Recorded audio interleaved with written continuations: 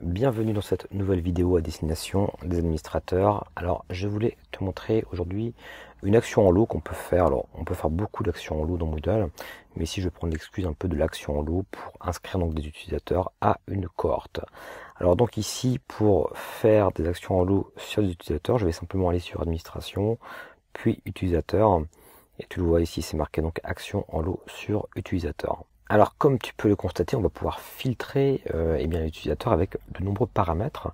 Ici par défaut, on voit simplement le nom. En fait, on peut le filtrer par nom, donc contient, ne contient pas, etc. Mais si je clique sur afficher plus, et bien là, je vois qu'il y a de nombreux filtres que je peux utiliser, adresse mail, nom, prénom, ville, etc. Bon, tout à peu près filtrable, ce qui vraiment est très pratique quand on a pris le soin finalement de remplir des champs pour chacun des utilisateurs. Alors on peut même filtrer d'ailleurs par cohorte au passage, par rôle système, par accès en fait, premier accès, dernier accès, modifier-le, etc. Alors moi dans mon cas, je ne vais pas utiliser ce filtrage et je vais directement sélectionner dans la liste de mes utilisateurs ceux que je veux donc ajouter à telle ou telle cohorte. Alors dans mon cas, j'ai deux cohortes que je souhaite modifier, ça va être la cohorte enseignant et étudiant.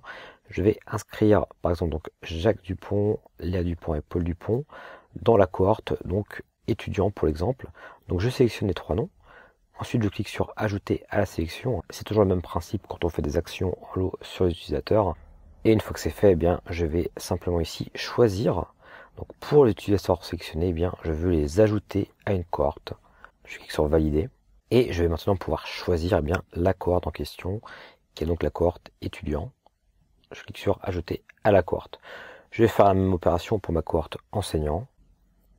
Et maintenant, si je clique donc sur utilisateur et que je me rends donc au niveau de mes cohortes, comme je peux le constater au niveau de mes cohortes enseignants, étudiants, j'ai des utilisateurs qui sont dorénavant inscrits. Voilà, tu connais maintenant une action en lot, possible, envisageable dans tous les cas, qui est d'inscrire donc les utilisateurs directement à une cohorte.